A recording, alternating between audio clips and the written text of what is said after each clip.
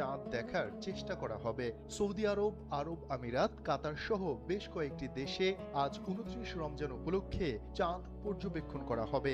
এছাড়া Bahrain, Kuwait, Yemen, ফিলিস্তিন, Lebanon, Sudan ও ইরাকের কিছু অঞ্চলেও বুধবার চাঁদ দেখার চেষ্টা করা হবে।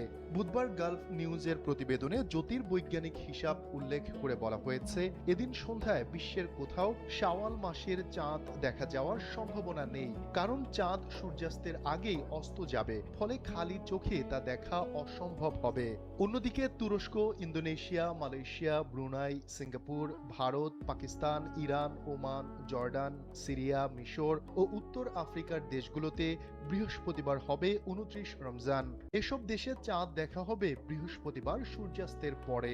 বিশেষজ্ঞদের মতে পূর্বাঞ্চলীয় দেশগুলোয় চাঁদ দেখা একেবারেই অসম্ভব হবে, আর মধ্যাঞ্চলে তা অত্যন্ত কঠিন। তাই ঈদের তারিখ নির্ধারণে এখনো প্রচলিত চাঁদ দেখা পদ্ধতি এবং আধুনিক জ্যোতির্বিজ্ঞান দুটোর সমন্বয়ে গুরুত্বপূর্ণ ভূমিকা রাখছে।